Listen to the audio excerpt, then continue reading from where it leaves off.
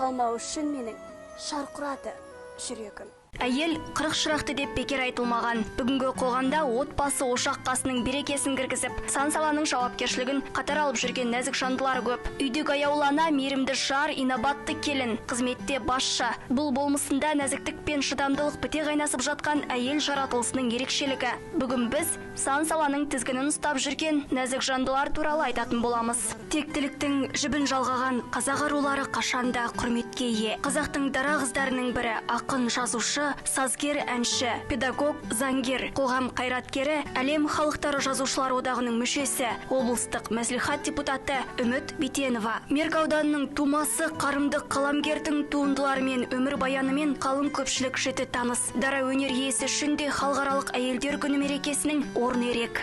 Менің ішкі дүниемде осы 8 наурыз мерекесі келе жатқанда, оны қарсы алғанда, басқалар мені бала-шағаларым болып, бәрі ер азаматым болып құттықтап жатқанда, менің көңілімде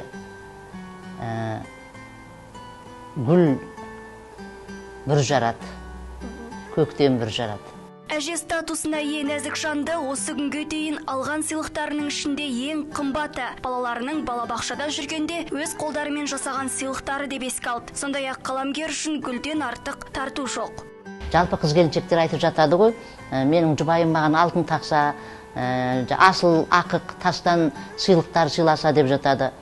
Мен үшін ең үлкен сыйлық шынымен де гүл. Содан кейін қазір енді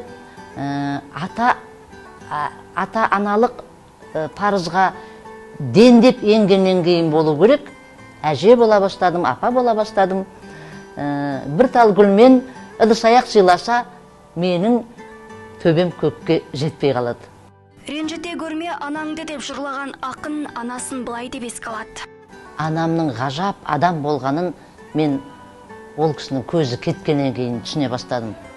Ол кісі өзі 66 жасында тез ауырды да бақи дүниеге аттанып кетті. Мен ол кезде 40 жасымда едім, балалы шағалымын. Мен бірақ нағыз жетімдікті сол кезде түсіндім. Әлемде жоқ, менің анам әлемде жоқ. Ал бүгін